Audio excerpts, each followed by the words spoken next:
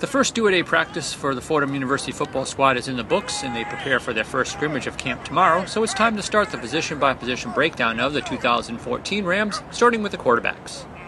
To say Mike Niebrick had a good year last year is akin to saying that the Grand Canyon is a big hole in the ground.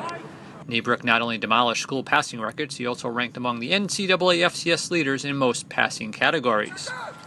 On the year, he completed 353 of 480 passes for 4,380 yards with 35 touchdowns. He led the nation in completion percentage and total offense per game, while breaking school records for passing yards, completions, and passing touchdowns in a season. Niebrick also set a Fordham record with 524 passing yards in a win against Holy Cross last November. Niebrick isn't the only quarterback on the roster, as he is joined by seniors Peter Matzold and Nick Glogow and transfer sophomore Kevin Anderson. Last year, Matzold stepped in for an injured Niebrick in the Bucknell game and led the Rams to the win, completing 21 of 35 passes for 317 yards and 1 touchdown.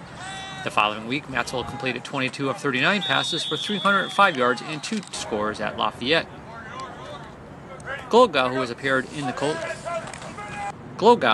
in the Colgate game last year, is a consummate team player, running the defensive scout team. He was rewarded for his dedication last year by being named the Defensive Scout Team Player of the Year at the team banquet. Anderson, a transfer from Marshall, brings a powerful arm to Fordham. A graduate of Boca Raton High School, he completed 40 of 81 passes for over 500 yards and 5 touchdowns as a senior in 2012 before suffering a season-ending injury. As a junior, he connected on 123 of 254 passes for 1,700 yards and 11 scores. And he also rushed 59 times for 107 yards and 3 scores. Okay, Mike, coming off a season where you set numerous records, led the NCAA in a couple of categories. In your wildest dreams, do you think you would have that kind of year last year? No, obviously, going into a year, you don't set goals that high, but, I hold myself to a certain standard, and, coming into last year, I held myself to that standard, and, I was lucky enough to have an absolutely incredible offensive unit on the field with me, and without any of those guys, none of that stuff was possible. Now, obviously, it's tough to repeat. I mean, what are your goals for this year? My goal, first and foremost, is the national championship.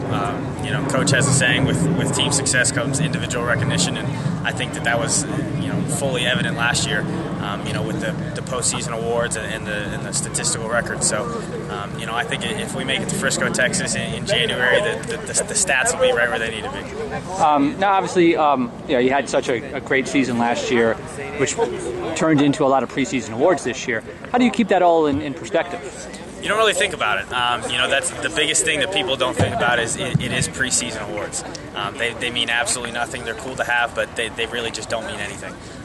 You really have to come out, completely clear it out of your head, and realize you still have 12 games to play, and more hopefully after that if you make the playoffs. So you got to take preseason awards for what they are, and that is what they are, just preseason. Great. Thanks, Mike. Yep. All right, Pete. Going into senior year, it's hard to believe those years have flown by. It seems like yesterday you were starting at UConn. How does it feel? It's crazy. A little bit full circle. Different coaching staff. 3 years into it, enjoying it. But trying to take everything in now. Everything's slowing down a little bit, much slower than it was freshman year, and just enjoying it. Yeah. Now, as a backup, you came in last year for 2 games and threw for 300 yards in each of those 2 games. How did you prepare for that? I mean, obviously it's tough coming right in and not working with that first team. Yeah, you get during the week, regular week, you get less reps. So that's a challenge. You got to make the most of yours, but also pay attention to what Michael was doing. Make sure you know your assignments, because for the most part these coaches put you in the best situation to succeed, and I just trusted them and went through my usual procedure. I noticed during practice, Mike will talk to you and the other quarterbacks. How great is that for you to get input from the starter, from the guy who set all the records last year? Yeah, he doesn't just do his reps and leaves. He's doing his reps and critiquing us, and we critique him, and we're very proud of our position group as a whole. As a whole, we're stronger, and he's definitely involved in that. Great, thanks, Peter.